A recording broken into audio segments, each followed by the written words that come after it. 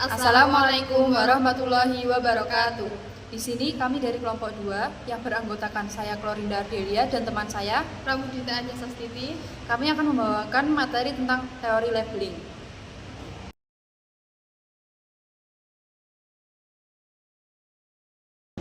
Yang selanjutnya saya akan menjelaskan tentang definisi teori labeling. Teori labeling merupakan teori yang muncul akibat reaksi masyarakat terhadap perilaku seseorang yang dianggap menyimpang. Teori labeling menjelaskan penyimpangan, terutama ketika perilaku itu sudah sampai tahap penyimpangan sekunder. Teori ini tidak berusaha untuk menjelaskan mengapa individu-individu tertentu tertarik atau terlibat dalam tindakan menyimpang, tetapi yang lebih ditekankan adalah pada pentingnya definisi-definisi sosial negara yang dihubungkan dengan tekanan-tekanan individu untuk masuk dalam tindakan yang lebih menyimpang. Penyimpangan ini tidak ditetapkan berdasarkan norma, tetapi melalui reaksi atau sanksi dari penonton sosialnya. Dengan adanya cap atau label yang dilekatkan pada diri seseorang, maka ia telah diberi cap cenderung mengembangkan konsep diri yang menyimpang. Disebut juga sebagai proses reorganisasi psikologis dan kemungkinan berakibat pada suatu karir yang menyimpang.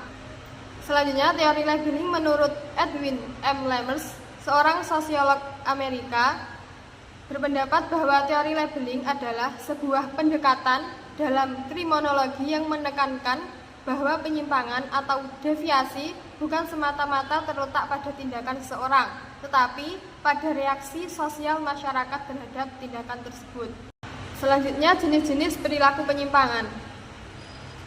Yang pertama, berdasarkan sifatnya, ada dua, penyimpangan positif dan penyimpangan negatif. Penyimpangan positif yaitu perilaku penyimpangan yang sebenarnya membawa dampak baik bagi masyarakat, meskipun awalnya dianggap menyalahi kebiasaan. Yang kedua, penyimpangan negatif ini merupakan perilaku menyimpang yang merugikan atau bertentangan dengan norma sosial. Jenis yang kedua berdasarkan pelakunya. Di sini ada dua, individual dan kelompok. Penyimpangan individual dilakukan oleh seseorang secara pribadi tanpa keterlibatan orang lain. Jadi di sini secara pribadi satu orang. Selanjutnya, penyimpangan kelompok dilakukan secara bersama-sama oleh suatu kelompok atau komunitas. Jenis yang ketiga berdasarkan sifatnya menurut Edwin Lemers. Ada dua, penyimpangan primer dan penyimpangan sekunder. Penyimpangan primer ini merupakan penyimpangan pertama kali atau masih sebatas coba-coba. Sifatnya tidak berulang dan biasanya tidak dianggap serius oleh masyarakat. Di sini orang yang melakukannya masih bisa diterima kembali oleh lingkungannya karena dianggap sebagai kesalahan kecil. Jadi intinya, penyimpangan primer ini tidak sampai membuat orang mendapatkan cap atau label buruk secara permanen. Selanjutnya, penyimpangan sekunder. Penyimpangan sekunder ini merupakan penyimpangan yang dilakukan berulang-ulang sehingga dianggap sudah menjadi bagian dari perilaku seseorang. Karena dilakukan terus-menerus, masyarakat mulai memberi cap atau label, misalnya seperti nakal, pencuri, atau pemabuk. Lama-kelamaan, orang yang diberi label itu percaya pada cap atau label tersebut dan benar-benar berperilaku sesuai labelnya. Jadi intinya dari penyimpangan sekunder ini terjadi karena cap negatif dari masyarakat membuat pelaku semakin terjebak dalam perilaku penyimpangannya. Jenis yang keempat berdasarkan tingkatnya. Di sini ada dua, penyimpangan ringan dan berat. Yang pertama, penyimpangan ringan ini tidak terlalu membahayakan dan biasanya tidak menimbulkan kerugian besar. Yang kedua, penyimpangan berat ini menimbulkan kerugian besar dan mengganggu keterlibatan umum. Penjelasan selanjutnya, faktor-faktor tindakan labeling. Penyimpangan yang berhubungan dengan labeling dipengaruhi oleh tiga faktor, yaitu faktor biologis, faktor psikologis, dan faktor sosiologis. Yang pertama, faktor biologis merupakan faktor yang berhubungan dengan kondisi fisik dan bawaan sejak lahir, misalnya cacat fisik atau kelainan tertentu.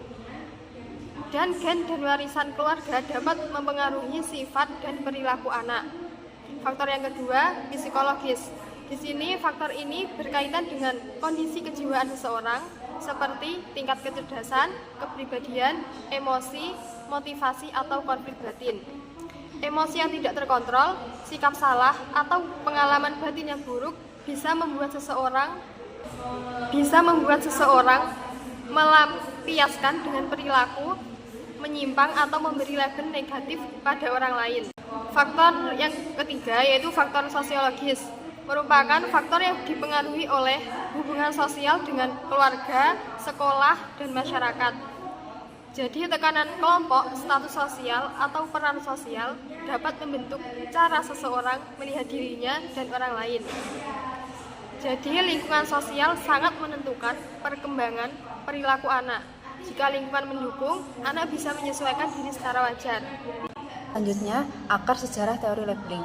Teori labeling ini muncul pada pertengahan abad ke-20, yang mana fokus utamanya dulu adalah untuk memahami mengapa seseorang bisa disebut menyimpang dan bagaimana label sosial bisa mempengaruhi identitas serta perilaku individu. Selanjutnya, keterkaitan dengan interaksionisme simbolik. Akar pemikiran ini erat hubungannya dengan interaksionisme simbolik, yaitu aliran dalam sosiologi yang menekankan bahwa realitas sosial terbentuk melalui interaksi sehari-hari dan makna simbolik. Charles memperkenalkan konsep looking glass self, yaitu gambaran diri seseorang dibentuk oleh bagaimana ia merasa dilihat dan dinilai oleh orang lain. Dari sini muncul gagasan bahwa label atau cap dari masyarakat bisa mempengaruhi pembentukan identitas individu.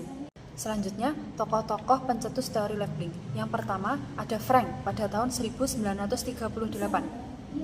Ia adalah tokoh awal yang memperkenalkan gagasan tentang drama kejahatan. Ia menjelaskan bahwa ketika anak melakukan kenakalan kecil lalu masyarakat menyebutnya atau memberi cap dia anak nakal atau jahat, cap itu bisa membuat anak tersebut benar-benar seperti yang dicapkan oleh masyarakat tersebut. Intinya, ia ini adalah orang pertama yang menekankan pengaruh label sosial terhadap identitas seseorang. Yang kedua, ada Edwin Lewert pada 1951. Ia ini mengembangkan konsep penyimpangan awal dan penyimpangan berulang karena kesalahan berkali-kali atau penyimpangan primer dan penyimpangan sekunder tadi. Lewert menjelaskan bahwa label dari masyarakat bisa mendorong seseorang semakin terjebak dalam perilaku menyimpang. Pada intinya, ia ini menjelaskan bagaimana sih proses seseorang dari sekali menyimpang sampai benar-benar menyimpang akibat dari label dari masyarakat itu tadi. Yang ketiga, ada Howard Baker pada 1963. Ia adalah tokoh paling terkenal dalam teori ini. Melalui bukunya, ia menyatakan bahwa tidak ada tindakan yang otomatis dianggap menyimpang, melainkan suatu perbuatan dianggap menyimpang karena masyarakat memberi label. Baker adalah orang yang paling banyak dikaitkan dengan teori labeling ini, sehingga ia sering disebut sebagai pencetus utamanya. Dan yang keempat, ada Erving Goffman pada 1963. Ia ini tidak secara langsung menciptakan teori labeling, tetapi memberikan kontribusi penting dengan konsep stigma. Ia menjelaskan bahwa cap sosial negatif atau stigma bisa melekat pada diri seseorang sehingga mempengaruhi cara orang lain menilai atau memperlakukan dirinya. Intinya, Goffman memperluaskan teori labeling dengan menjelaskan bagaimana stigma bekerja dalam kehidupan sosial sehari-hari. Selanjutnya, contoh-contoh labeling pada masyarakat. Yang pertama, ada dalam dunia pendidikan. Contohnya, seorang siswa yang sekali ribut di kelas lalu dicap anak nakal oleh gurunya atau teman-temannya. Karena terus-menerus dilabeli nakal itu tadi, pada akhirnya ia merasa tidak mungkin dianggap baik lagi oleh orang-orang. Lalu ia akan benar-benar menjadi anak nakal atau bertindak berulang kali. Dan yang kedua, ada dalam dunia kriminalitas. Contohnya, seseorang yang pernah mencuri sekali, lalu tertangkap dan dilabeli pencuri. Masyarakat tidak lagi percaya padanya, sehingga ia kesulitan mencari pekerjaan. Karena tidak ada jalan keluar, akhirnya ia benar-benar melakukan pencurian berulang kali.